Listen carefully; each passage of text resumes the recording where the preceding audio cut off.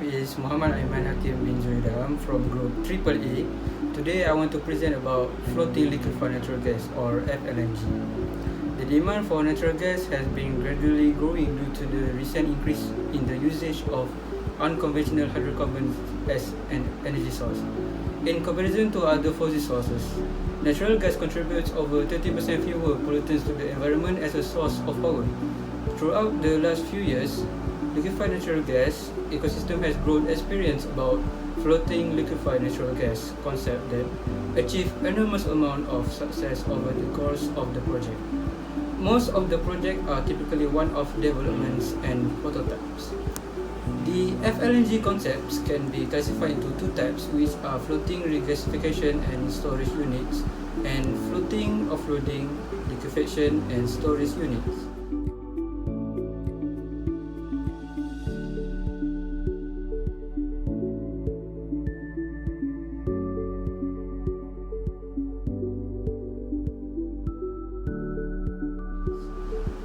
FSRU are flexible, reliable, useless, and proven to be the best choice because they can offer noteworthy advantage against offshore LNG import equipment with the foremost potential interest of reducing regulatory complexity, optimizing costs, and reducing time to market. FSRU also provide flexible benefits such as the opportunity to move the plant and be able to restart production at various locations immediately. FPSO can be moved out, but that's significant effort and major modification to conform to the new configuration and condition of the gas field. Major of the FPSO facility can be designed and installed in a managed shipyard setting with higher efficiency and lower level levels that can mitigate and balance costs compared to the construction of a traditional onshore liquefaction facility constructed with sticks wood. Research for floating liquefied natural gas have begun in the 1970s. In the middle of 1990s, liquefied natural gas or LNG production have begun some experimental development, which is to develop a structure of floating liquefied natural gas. In 1990, Royal Dutch Shell had developed its own liquefied natural gas technology and production. This involved development and design refinement for different future construction ventures in Namibia, Timor-Leste or Australia and Nigeria. FLNG vessels can be categorized into two parts in terms of deployment mode, which are offshore and inshore. Offshore or open ocean type of FLNG vessel usually exposed to prevailing sea conditions for the specific location. The facility also must be designed to withstand extreme conditions such as Category 5 cyclone, although the facility will halt the overall process at the plant until the condition is back to normal. Meanwhile, inshore or nearshore type of FLNG vessel is usually located under relatively calm conditions of water with harbour or breakwater security because it is not designed to withstand harsh conditions.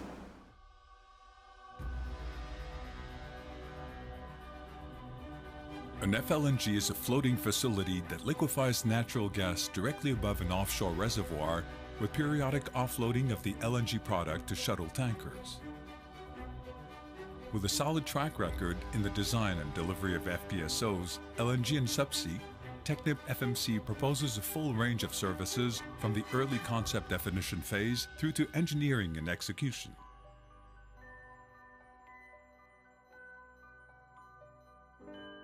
As a world leader in subsea projects, Technip FMC offers its expertise in the design, construction, and installation of all subsea facilities, including in deep water.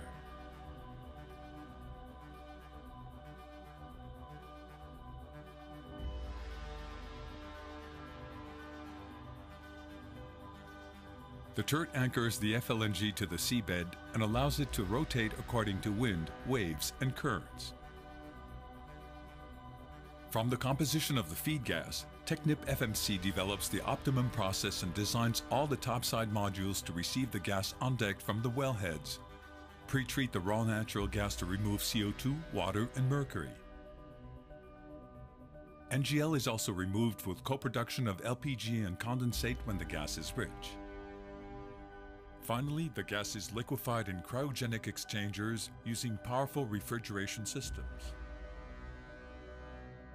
The FLNG is designed to store a large quantity of LNG plus condensate and LPG as required. The LNG is stored temporarily in highly insulated tanks at atmospheric pressure and around minus 160 degrees Celsius.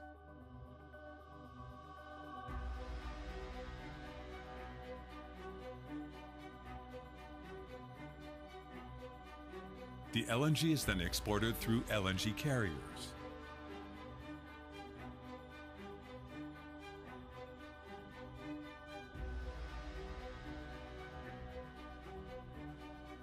The LNG carrier is loaded side by side with the FLNG using marine loading arms.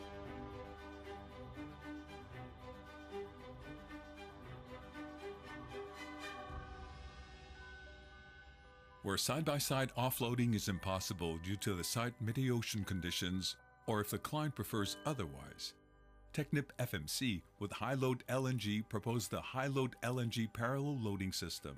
This system, developed from proven and qualified technologies, allows offloading operations under harsh environmental conditions into conventional LNG carriers, a real breakthrough technology.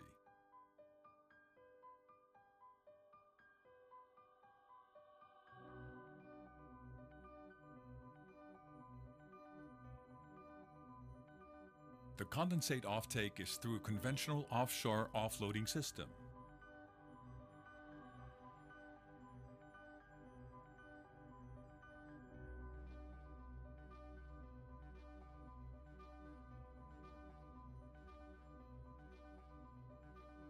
The FLNG is fitted with living quarters to accommodate operations and maintenance staff.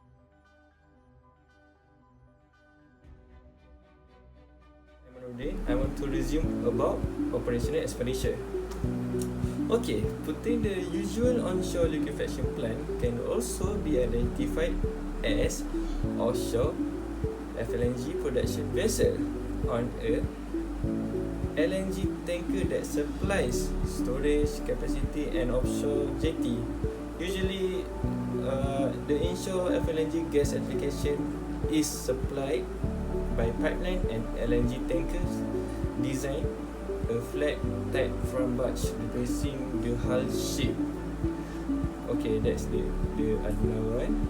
There are some operational costs that need to be considered of as an FLNG that need to be considered, such as personnel on board, fuel gas, consumable, maintenance, and also support vessels. Supply-based costs including supply vessel and helicopter, and also insurance. The latest proposal from solution providers for a 2.5 metric ton per annum vessel showed an OPEX operational expenditure of 250,000 per day, which is nearly 90 million per year without fuel costs. That is very high. Given the lower capex expenditure, cost of production of LNG and offshore gas reserve utilizing FLNG is considered lower than that onshore plants, although this will be offset somewhat by higher OPEX. For SWOT analysis, we also obtain that the strength of FLNG are least option, high range of productions, reduce the cost for pipeline from field to shore, not need to onshore site, and no jetty or breakwater required. Okay, the winners for limited design for tank conversions, unproven activity onshore, it does not have mature marine classification process, and also does not have measure risk analysis and safety design. Meanwhile, the opportunities are reduce the usage of land for onshore and also decrease the infrastructure. Limited permitted required. That's the important case, and the another important case is monetize offshore gas field standard and early monetization. The threats are low from the finance from commercial banks, low price of energy due to the low price of oil for right now, capacity or willingness to tender, and geopolitics allow for significant local content. In a nutshell, in conclusion, most of the LNG field refer FLNG as a turning point from the evolution and production of offshore gas fields. In the similar way that FPSO, another method for FLNG, allowed remote and deepwater production of oil. This success will rely solely on the performance of the projects currently under construction, because not only the anticipated cost and schedule saving be viewed, but also be distinguished from terms of efficient LNG output. The interest in FLNG production is growing for the industry, especially in the current low-cost energy sector. With lower costs and earlier sales will give a huge advantages against onshore plants.